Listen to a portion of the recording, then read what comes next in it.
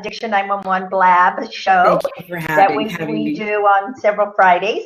And so I want to also welcome everyone, and let me get my volume thing off here. Anyone else who has coming on to our Addiction 911 show today. And before we get started, I want to give a little background about Nikki and about also Milestone Recovery Center. So let me tell you about Milestone, a little background about them first. Milestone is an eating disorder treatment facility located in Cooper City, Florida. Mm-hmm. Milestones began more than 17 years ago in 1999 to fill a void in the continuum of care offered to folks with eating disorders, namely a setting and approach to treat that offered people an opportunity to learn and practice the skills necessary to begin and maintain eating disorder recovery. Milestone seeks to provide a more supportive and structural experience in a less restrictive and real-world setting, and I really like that. Yes. I love that part. I love that part in a real-world setting because, well, we're going to get into why that needs to be when it comes to eating. So now let me tell our listeners and people that are viewing also about you, Nikki. That's your rec now. Nikki Glantz is an RD, LDN, and has served as the Milestone Eating Disorders Program dietitian for the past 10 years and has a diversified background in working with patients suffering with both eating disorders and related mental health issues. A graduate of the University of Florida Health Sciences program, as well as having an advanced degree from Florida International University with a specialty in dietetics and nutrition. Nikki provides an invaluable service to our clients at Milestones. Her experience with the eating disordered population spans more than a decade and includes working with this population in both outpatient and inpatient settings. And Nikki, you are highly regarded as the go-to person among family, friends, and especially your colleagues at Milestones. So welcome. I'm happy. This is a topic you and I talked a few minutes ago before the show, a little bit about the program we're going to do. And I told you how excited I am about this because I'm also a licensed nutritionist and as a codependency coach, I work a lot with emotional eaters. So I'm very excited. I'm really happy and privileged that I get to be the one to interview you today. Yes, I am as well. Good. So first of all, let me just ask, what makes Milestone different from other eating disorder treatment centers? Like, why? Tell us a little bit about how you guys are different from other eating disorder places. Well, just as you explained in your opening, one of the things that we provide is a real life environment. So the real life environment makes it so that everyone can hear and so that everyone can walk in, be in an environment where it's real life. Real life says we're not putting you in a hospital setting. We're putting you in as close to home as possible. And by doing that, we provide a safe environment for everyone to get the work done. Also, I think it's vital to mention that we follow what's called the addictions model. And we'll get into that, I'm sure, more in the interview. But the idea is the addiction model says we understand there are substances that are addictive. And by providing a safe environment that's similar to home, we're going to help them learn and practice the skills in that environment. And I think that is something that we can do that many people can't repeat that kind of treatment. So you feel, from what I'm hearing, what you're saying, is it more like, and I do want to come down, I think Christina and I with Addiction 911, since we are helping to promote this facility, we do want to come, be able to come sometime and do a tour to look at it. But I would love that. Yeah, would you say that your facility is like homey, like a really home environment for these people? Yes, that's actually what we do.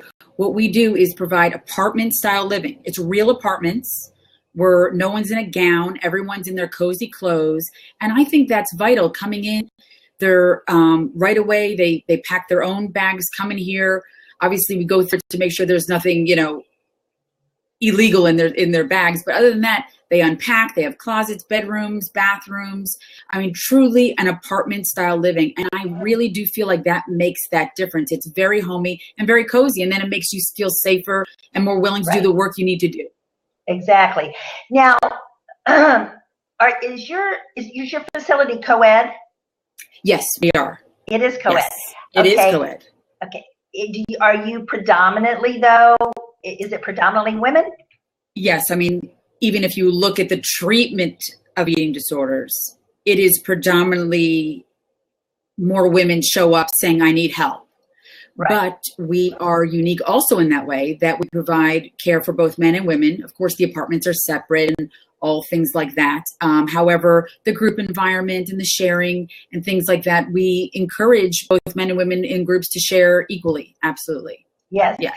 And, you know, I just want to say this for the guys that are watching this or listening to this for men, because even in the line of work I do, like working with weight loss, and I get to the emotional part of eating, I have found that a lot of men, they discover, you know, when they're doing my they discover that they eat, they're like blinded that they have eating problems, that they use eating for emotions and feelings. I think women tend to be a little more in tune sometimes because we're a lot more relational, a little more in tune to knowing that, you know, when we're upset or when we're angry or, you know, that they use food to stuff their feelings and all. And I think I have found that there are a lot of emotional eating men and men that have eating disorders. They're just really don't have a clue that they do.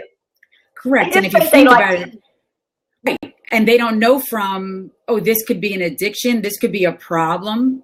They're just used to eating and thinking, I guess that's what the guys do, and not realizing it actually worked itself into a problem, an unmanageable problem. Yes, because if you think about it, women are always more calorie conscious and portion control, and you know, that has too many carbs, or blah blah blah. Men don't really, you know, you don't find a guy who really thinks about that. They just eat in volume or eat.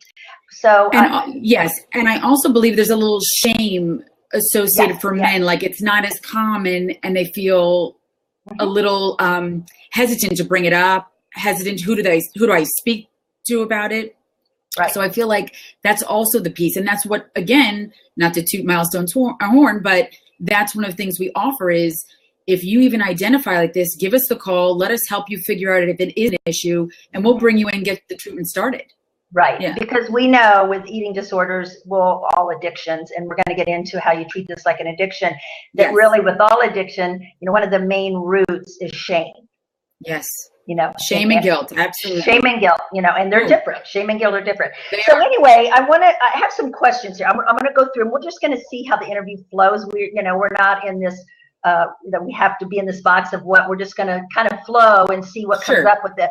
But there are some certain things that I do want to ask. What is, so if you treat this as addiction,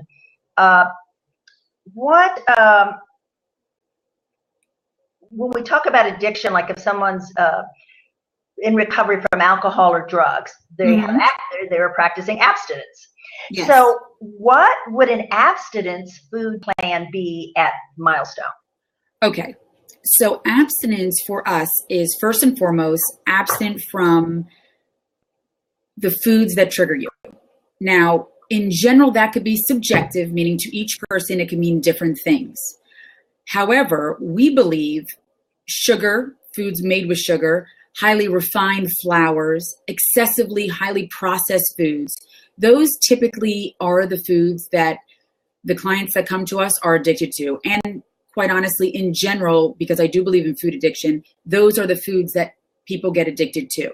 Yes. So I would say abstinence would be abstinent from or not having those foods in your system. And again, one of the things that's great about Milestones is whether you come in with anorexia, bulimia, compulsive overeating, binge eating disorder, we don't treat those differently in respect to you get to have this particular food because you're only this or no, it's across the board. We believe food addiction spans the spectrum. And although I, as a nutritionist, make sure everyone's food plan is individually made for them, the food plan being abstinent is the unique thing that we have across the board. So it's absent from trigger foods, and we believe there are sugar and highly processed foods. Yeah, and I love that because I totally believe that. And, I'll even tell clients that, if you look under the FDA, sugar is not listed as a food. I know. It's listed as a drug because it has no nutrient value and it is addictive. At all. Sugar is addictive. And so also today, with our processed foods, the way America allows so much junk into their into our country and our foods, now we're dealing with GMOs and a lot of tons of preservatives. When you read some of the things on packages, our grandmothers or great grandmothers would have never known what those words were. And so a lot of the things that they're adding to foods today, and a lot of the pesticides, herbicides, GMO things are causing addiction to food. Yes. Well, and that's the theory still out on what causes it. My belief is a two-parter. One, genes. I think if you look at someone's family genial background, you will see that there's been addiction along the way in some form. It doesn't have to be food, alcohol, work, gambling. And then in addition to that, I believe an excessive amount eaten of those foods, the highly processed foods and sugar, can also trigger the brain to become addicted. So I believe the addiction's in there, and then that causes, the further and when we talk about trigger foods, so many of the trigger foods, and I think it's so true. The white flours, the sugars, the processed foods, the being trigger foods, and a lot of those foods, especially sugar and simple carbohydrate foods, really are the ones that immediately can boost serotonin in the brain a little, so they help them feel good for the moment. Right, and that's. Yes. And one of the things that we talk about is we call it the dopamine hit. Yes. So it not only goes to the serotonin, it actually goes to the dopamine hit, which is associated with the reward center of the brain. Yes. And when that gets hit, I say it's like fireworks going off at Disney World. Yeah. And once the brain gets a piece of that and you get that feeling, it wants to repeat that. Who wouldn't want to repeat a good feeling? Right. But with an addict mind, we repeat it at a level that is no longer containable. So it's like I call it the honeymoon phase. Yeah. So you can eat it for a certain amount and it'll delight you. And then you start needing more to reach that same delightment.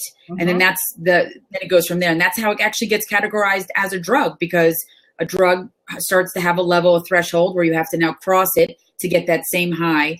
And therefore you're chasing it like a drug, and off from there. And that is, the brain of addiction, that pleasure center of the brain, that the disease and the addiction will lie and say, this is what you need to do for pleasure, and the insidiousness of the addiction, and whether it be drug or food, that dopamine spike, so I really do love that you all treat this as an addiction instead of a habit. When people say I have a habit of binge eating or stress eating, and when I say what's that look like, and they, it's not a habit. You have an addiction. You have an addiction. This is a problem. This is a problem. When you get all this out of your house and detox the house, they really kind of go through a panic, of what they're going to do. And then giving them some instead strategies. So let's. I want to continue on with. When you mentioned food addiction, do you find that clients suffer from other types of addiction, cross addiction, when you have people come in for the eating addiction? What is the percentage, or do you find that they are cross addicted with other things? Yeah, I would say the population itself, and then of course who we work with, I would say at least 50% of the population comes in with a considered a coexisting or pre-existing addiction to something else prior to coming in with the eating disorder. A matter of fact, when we have people come in, it's interesting to talk to them and say, have you ever struggled with anything else? And at first they might not identify or put the two together. And in hindsight and through treatment, we're able to show that they were using something else earlier, or they had the food addiction and picked up, but then their alcohol consumption increased. And so they think the food addiction went away. Oh, I no longer have an eating disorder. I no longer struggle with food, but oh, by the way, the alcohol covered it, or the gambling, or the shopping. or Yes. the sex and love addiction. Yes. So for sure, I would say at least 50% of our population and the population of those who struggle with addictions have a cross addiction. Absolutely. And I'm sure you will agree. I always like to bring this up, that it's an inside job, that people, whether it be addiction, codependency, food, drugs, gambling, shopping, sex, that it's about looking on the outside and using things on the outside, people, places, and things to fill that hole on the inside. And so it has to come from inside. It's inside work. It's not anything out here. It's going to make us feel better. So go ahead. Yeah. And yes, and I think it was Carl Jung that said a neurotic behavior is really covering suffering that we need to do. We need to get through those emotions. And so we tend to cover up by using our body, our like negative body image, our food, our compulsive behaviors around food to cover up some emotions that really need to be dealt with, some stuff that's been covered up for a very long time. I mean, the very essence of compulsive overeating or binge eating is to stuff the food down, which really means to stuff the feelings down. So it's so funny when I say as a nutritionist, it's not about the food. Yeah. The irony is it's not about the food. It's about all the stuff behind it. One of the things I also say is, as you're dealing, when I put a food plan into place and someone follows it, now it allows the emotions to rise to the top and we can deal with them. Otherwise, it's just a diet. And a diet doesn't help you deal with the stuff that's behind it. Yes. I totally agree. It's people think, and you, as you know, so many people, and maybe some of our listeners or people that are viewing this can relate to this, of how much you've tried to go on so many diets, abstain, do this because you think it's about the food. You think, that you yo-yo and you put the weight back, they do think it's the food. They just haven't found the program yet, that's helping them to not binge or not eat, or the cravings. And so when you tell people, it's really not about the food. When you change and get to the root of things, the food will not be that much of importance, or whatever it is they're using. Yeah. Right. A matter of fact, one of the things I've noticed is most people that come in, or even private practice clients that I see, they've done the gamut of all the diets. And now they've come to maybe I'm going to only eat organic, or I'm going to go vegan. And it's not that organic's wrong or vegan is wrong. But again, when it's about the food, you're not dealing with the issues that really need to be dealt with. So someone will come in and restrict all carbs or all fat or all fruit. And that's also a sign for me to know, like, okay, so we're not dealing with the stuff. And that also allows people, even at Milestones, when we take out the foods that are the drugs, now you can actually teach them to enjoy food again. Food needs to be safe. And once you have that, you can then work on those emotions. Yeah, and your food, when you eat, it needs to be a self-love thing, that you are putting these wonderful things in your body because you love yourself. Nourishing your body. And, even I will say, even if you're having celery or if you're eating, almonds or something that's healthy, if you're sitting there and eating a bag of almonds, doesn't mean that it's healthy. You're still binging. Right. Absolutely. Healthy. If you're eating 2 bowls of kale, you're still not having that mind-body connection that, I'm full, I need to stop eating this. Correct. I've had people binge on abstinent food, we call it. So again, it's trying to create that safe environment so that doesn't happen. Yes. Yeah. Couldn't agree more. Yeah. Okay. So let's go on in, this is something I'm interested in too. How your food is set up. Are you set up like when it's mealtime? Do you teach people to have 3 square meals a day? Is it set up by, first I'd ask your center, is it set up cafeteria style? Okay, good question. So the way we're set up is we're not cafeteria style. We're not a tray service. You don't come to us and we serve you the food. A matter of fact, another unique quality about Milestones is right from the start, we have you grocery shopping. We do food groups. I call them either grocery goddess groups if it's all girls. If there's a blend in the room, it's the magic of meal mapping, whatever it needs to be called.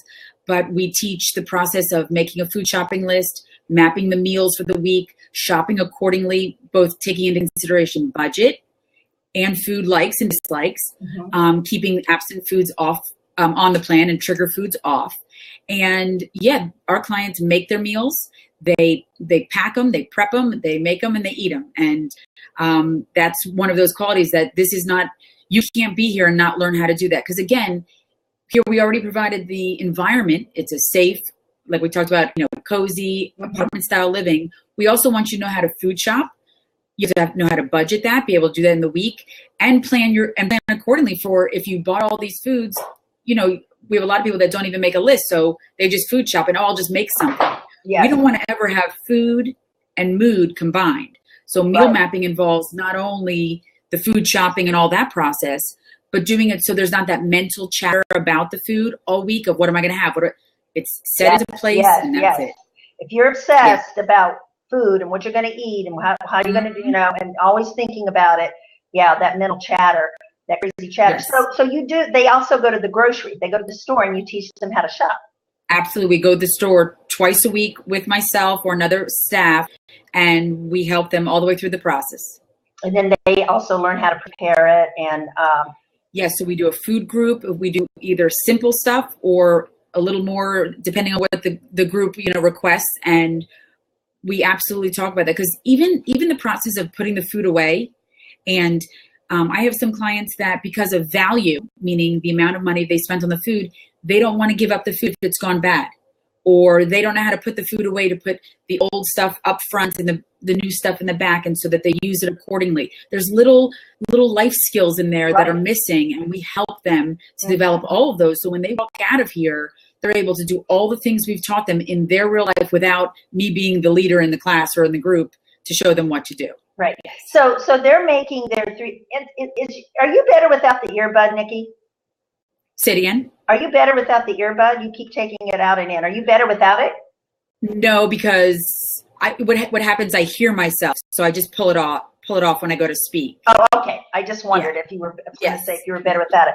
So they learn how to make their 3 meals, correct? Yes. Okay. Yes. And now, do they also get to have snacks during it? Do you teach them like things to have? Yeah. What about the snacks? So yes, we do 3 meals, 3 snacks, and our firm belief is keeping the metabolism stable throughout the whole day and keeping the blood sugar balanced. Yes. So each of our snacks or meals contains protein, which is one of those foods that helps keep the blood sugar stable. And so we teach everyone about every 3.5 to 4 hours, you need to be eating something. Yes. And it also helps people to time their day. I have so many clients that don't eat breakfast. They eat breakfast, they skip the rest of the day. I have those who like to restrict all day and then eat at night. So this puts everyone on the same kind of mentality, which is we want to keep that metabolism going. We want to keep the blood sugar in balance. And by doing that, they feel better. They didn't even know they could feel better. They thought that was the standard way that they had to feel. So exactly. 3 meals, 3 snacks. And really, it's just educating and training people. I have clients eat something every couple of hours. I call it grazing through the day to keep the insulin level, as you said, and their metabolism going. Because even when the blood sugar crashes, you tend to binge or you get too hungry more. So I love that you are. And something else you said, too, about how important it is for them to start their day off with protein. And I have found women do not eat enough protein. Women tend to not eat enough protein, usually.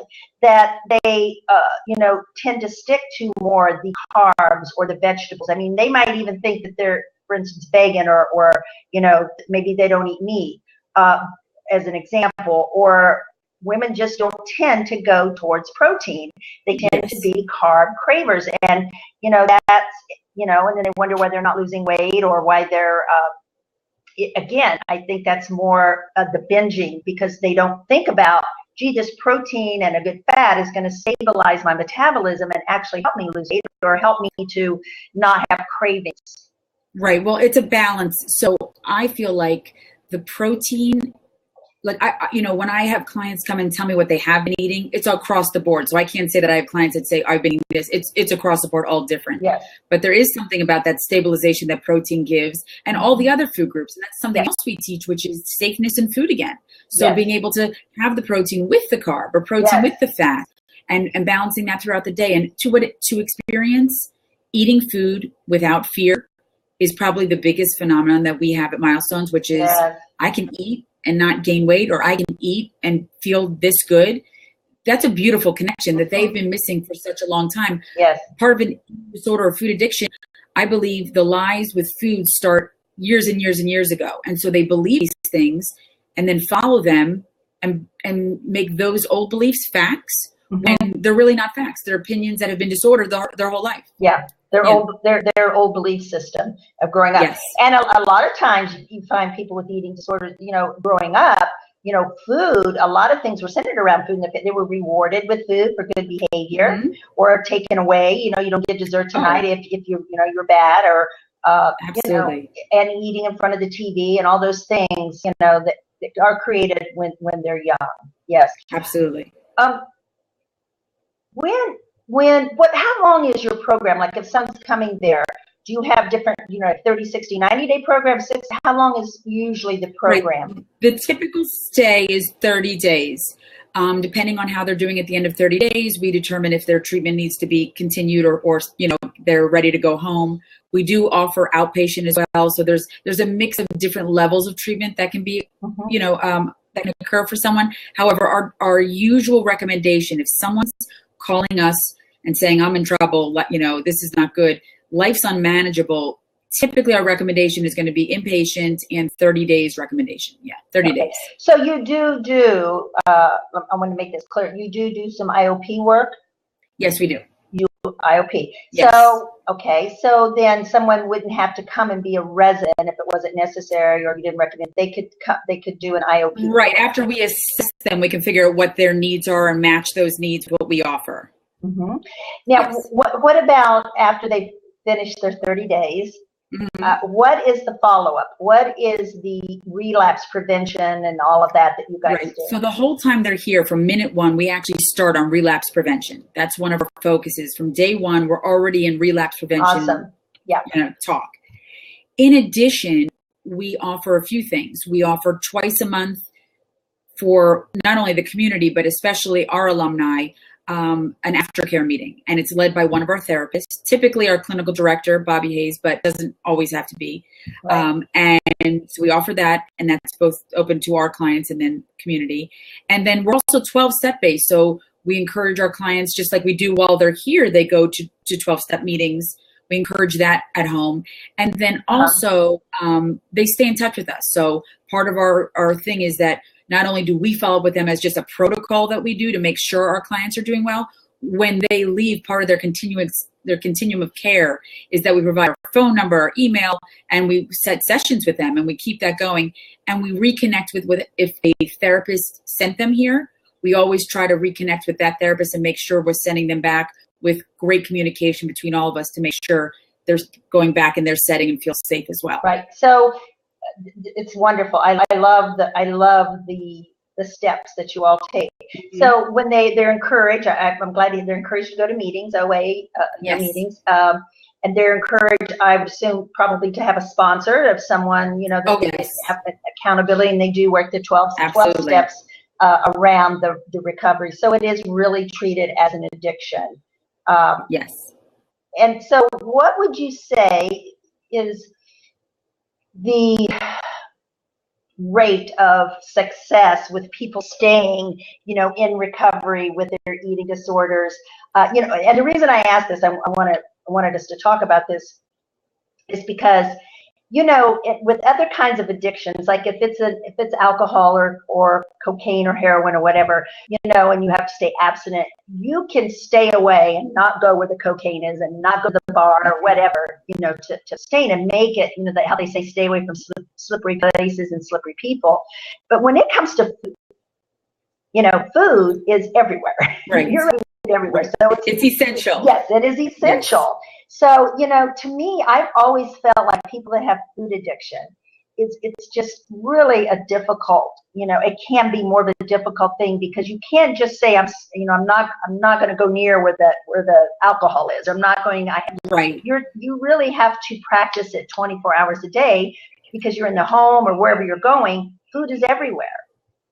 Yeah. So you're right. I mean, that's the most difficult thing to even start when you talk about food addiction. It's like, wait, food addiction, but we need food. So yes, you do need food. But like I mentioned earlier, really what we're taking out are the addictive foods. And those are the sugar and the highly refined or processed flours. Once you take that out, you really are, it's a management thing. It's, like I said, we start right with recovery, with not wanting someone to struggle right from the beginning. We start talking about that right away and how to deal with that. And then something we believe in is like a harm reduction, meaning, like you said, alcohol is zero or you're using. It's once you bring it back in, you've had the alcohol. Right. Not that we make it okay to have those foods, but something called harm reduction says we get it. We get that food is everywhere, every celebration, every holiday, everything. And that we get that there's going to be a slip, a step off. Mm-hmm. And we respect it enough that if you're working an honest program, you just get right back on, whether it's talking to your sponsor, talking to program people, getting support, because we know it's going to happen. It's real life. But what we're trying to do is minimize the way you act out. So if you take someone that's been here 30 days, prior to their admission into Milestones, they might be purging, binging 5, 6, 12 times a day. Yes. Now there's no purging. Now there's no binging. They're functioning. And maybe 3 months in, they had a company picnic and they ate something they weren't supposed to eat. I always check in with first, what was their intention? Did they know? Did they plan accordingly? And then if they did eat something, okay, moving forward, what do we need to do now to what I call bookend it? Like keep yourself safe next time we're in that kind of environment. Mm-hmm. So we're trying to decrease the outlash or the backlash they put to themselves and the harm they do to themselves. That's what we're trying to do. So like you said, you can't have alcohol and then it's not a zero to, once you have it, you have it. But with food, you do have to be a little more open. So we work on that the minute they get it. Yeah. Because even when they see, I haven't had sugar probably in a couple of years. I don't have a food addiction, but I had hypoglycemia issues. So sugar is just not something, and because I feel it's a drug, I don't eat sugar. The longer you don't have it, you just really don't crave it. When you are eating sugar and you are eating those processed simple carbs, your body will crave more and more and more of them. Mm-hmm. So once they get off that sugar, and then I have found when they do have a slip and they say, oh, I had a piece of cake, or I had, and I'll say, well, how did you feel? They go, I felt like crap, after I ate it. Right. I've had it out of my system for so long that when I ate it, I felt so gross, physically, and I'm tired and right.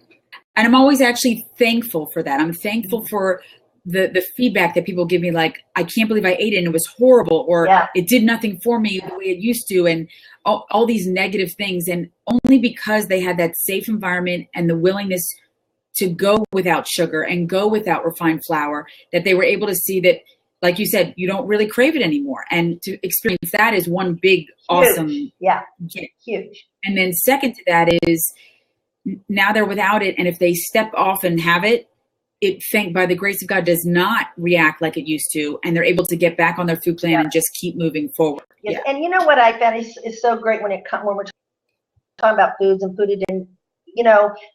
I'm always surprised, as long as I've been doing this for 25 years, I'm always surprised how people do not have the knowledge of food and what it does, that you are what you eat, and that I believe knowledge is power. And so when you're educating them, that sugar is a drug and these are trigger foods and this is what the dense nutrition and what you're putting in your body. And when you start educating people, because really in America, so many people don't know. They just don't have that mind-body connection. And they also, so many people, because we're so Western-minded, don't take responsibility for their own health. Yes. It's so true. And I really think and it's even funny to watch when you talk about some people aren't educated about it, they don't know, and knowledge is power. It's amazing to watch people brand new to the idea of food addiction or that sugar is a problem. They come and they follow it, but then they start to tell their family and friends about it. And it's a neat phenomenon to see some family and friends want to jump on it and do it. And it's funny because as much as we like the support, we want to make sure that the family and friends understand for this person that's here, the client that's here, this is life or death. This is no longer, do I eat an Oreo or not? This is like, I don't eat an Oreo. I eat a sleeve, a box, and now I'm at the Nabisco, unit trying to take them down. So we really try to say, like, knowledge is power, follow your food plan. It's not for them to share all the information out. It's more to follow through with what they need to do, which is follow the plan and do it. Yeah. And boy, that's got to be really rewarding. It is very, very rewarding when you see someone get it and they start doing it, and they start, and you just watch them transform right before your eyes, because they're getting it. They're understanding, it's clicking. And, it is amazing. It's a gift. It is. It actually, people say to me, how do you do this? It's been 17 years. And I think it's a gift. Yeah. I think it's a gift to watch people go through that transformation and see them on the other side. It's amazing. It's very rewarding. It's the opportunity to change lives, to help change lives. So it's a very, very rewarding thing. But let's see, there's something else here that I had down that, let's kind of go through, we talked about, and you can say this, but I kind of want people to get the picture. We talked about like the food and how they do that. But if someone's coming there in the treatment facility and going to stay, what would a typical day look like for them? Okay, so sure. The typical day starts where from the apartments, they're picked up by our driver on our special private bus and brought to, we consider treatment. It's the center where we do all our work.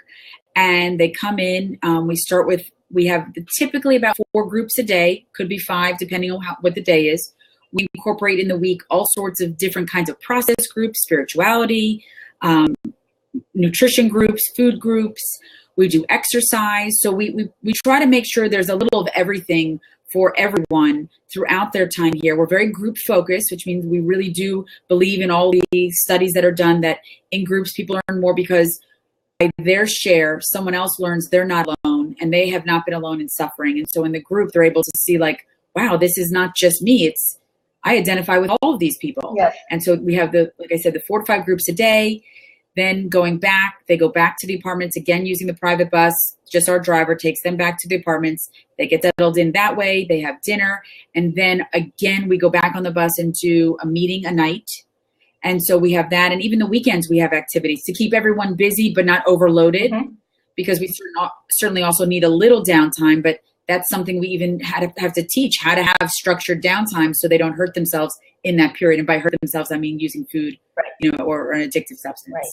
So it sounds like, and I love that you all really are teaching them how to have balance in their life, with not just eating, but exercise, spiritual time, quiet time, nurturing themselves.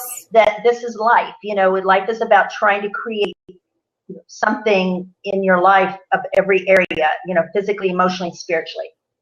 Correct. And they're missing some of those skills. Like it's life skills that I always say, unfortunately, when they were younger, they had to get through stuff that wasn't great, typically. Yes. And so you develop these survival skills. Survival skills don't work as life skills when that thing isn't going on anymore. So here they are 18, 25, 38, 65 years old, and they're still using those survival skills when no longer is that needed. They just need to be taught the life skills. So something as simple as how to prepare food, how to sit at the table and not at the couch and watch TV when you're having a meal, how to, limit your bathroom time, something simple like that, just how to make sure your life is in a high functioning mode at all times. Those are life skills we teach them here. Yes. And it is just, learned behavior that has to be changed. And sometimes those survivor skills are, one of them can be avoidance, like they avoid, they avoid isolation. Yeah, isolation, absolutely. All those things that, aren't working anymore. And they don't know it until it becomes so problematic. They have to get that kind of level of help. Yes, which is great. Yeah. So I want to also, if someone is listening today, Nikki, and they're interested, and they say, I would like to think about maybe checking out Milestone. I would like to think about looking into having some recovery there, or I have a loved one that I would like to come. What would the process be about coming there for treatment? Okay, so one of the things they would do is call our facility. I always forget the phone number, even though I've worked here for 17 years, 800-347-2364. And they would speak with our admissions director. And what he does is then puts you in touch with one of our therapists. And we do a process where we actually assess, what are your needs? Can we meet your needs? Are we right for you? Because we do have to make sure it's not just a diet. And through our assessment process, we can figure that out and make sure you're going to get the help that you need and it's the right fit for you. And then once they call that number, have that assessment done, we then determine what the next move is. Is 30-day residential? Let's get it set up and we move forward and we get it going. Can you give that number again, please? Yes, I just want to make sure I have it right. It's 1-800-347-2364. I could even be making that up. Sometimes I do that. I'm going to check to make sure that's correct, but that is it. And also milestonesprogram.org, milestonesprogram.org, or they can Google Milestones in Recovery. Yes. And that'll bring you to our website. And we have all the information. I was going to ask for the website, so thank you for that. Now, how many, something I didn't ask that we didn't talk, how many do you hold there? How many do you take in? That's actually a good question. We're actually boutique style, we call it, because we max out at 20, 25 the most. So it's very small, which is nice. It's not overwhelming. And that has always been, I find, something great that both of our bosses always kept into consideration, which is, even though we could get big and we could, blow up and be this massive place, the boutique style that we are allows us to do the greatest level of work because we're intimately compassionate we're connected to our clients right away. And it's a wonderful experience for someone to come in and not feel overwhelmed from day one and feel that way their entire, stay at Milestones. So boutique style 2025. And I love that because not only do you get to be able, people don't feel like they're a number, that they're in this huge place with all these people. And I would assume also with it being 2025, that while they're there, they really create a bond with the people that are in there, like a family. Yeah. And that these people can continue to be friends the rest of their lives, Absolutely. And they do. I speak to clients because I keep in touch with clients, obviously, and I'm amazed. They'll tell me, well, I spoke to this person today and this person, and it was people that were there with them in treatment and they still act. And with, not to say, the kids with this technology, but with technology, they're able to text and keep in touch phone and emails with everyone. And it really has allowed it to be an ongoing family. A matter of fact, we do, another thing to mention, we do alumni get-togethers through one of our bosses and director, Dr. Marty Lerner, myself, and some of our other staff goes to Philadelphia, goes to Washington, goes to New York, and we do like alumni groups, and we have such a great turnout. And then they bring a friend, so it's really a constant that we keep in touch, and that has helped us stay boutique style and family style. That's awesome. I love the alumni thing. Yeah. Okay, so in closing, I want you, if there's anything else that we did not speak about today about Milestone or anything about the addiction of food that you would like to talk about as a nutritionist there, let's not close out today without you, as. Well, thank you. I mean, I would say I think we covered a lot. I do think we covered all of what I wanted everyone to hear about Milestones. I would say if anyone's listening to this, the part where food as an addiction, if you're not sure, and that seems to be the big question, I don't know if I'm addicted to food. I would question where would you be? Are you able to put that food down?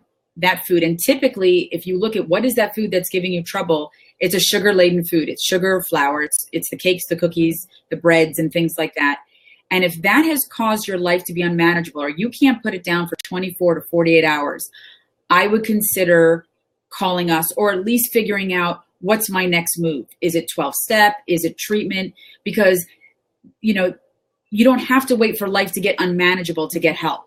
It's the denial piece, like you mentioned, the isolation, or the knowledge is power. Some people, we try not to get the information because I don't want to know that that's really the problem. I just want to call it, I just have a problem with Oreos. I just have a problem with this, when it's a much bigger deal. So I would encourage people to, take the challenge of let me see how hard this is. And if it's really that hard, I would seek further help so that it doesn't have to be something that gets out of hand and like I said, unmanageable. Yes. And also too, of course the sugar, if it's usually always the flour, the sugar, those type of things that they go Yes. to, the abstinent foods. But when you use food to handle your problems, when you sabotage your life and you're, Right. You're upset or you're celebrating or you're angry or you're sad or you're upset, whatever, food is your go-to. Like someone would go in and have drinks because they're upset if food is what you run to handle your emotions and to handle feelings and say, Yes. oh, I blew it again. That's a beautiful way to bring that up. Absolutely. If you're using food to cope, you need to get help. It's no longer working. Yeah. It isn't. Yeah. Well, Nikki, this has been wonderful. I love this. And I can't wait actually to come down now with Christina for us to do a tour because, as I said, this is very dear to my heart in food addiction, and I know that it's huge out there. There are so many who are hidden and shamed about it. And I just want to encourage listeners today, if you are ashamed, that what's on the other side of the river for you is such a beautiful thing. To learn, get knowledge and to change your lifestyle and to not be able to use food again. And we just want to encourage people out there, that, we love you to talk about it. And, there's people out there that care like you and I and that want to help people with this type of thing. And if it's, you don't have to live in that shame and guilt anymore. No, I couldn't agree more. Couldn't agree more. Well, I hope I get to meet you soon in person, Nikki. Yes, it was a pleasure. Thank you so for much, having me. Thanks for everybody who was on the show. Have a great day and a great weekend, everybody. Bye-bye. Bye-bye.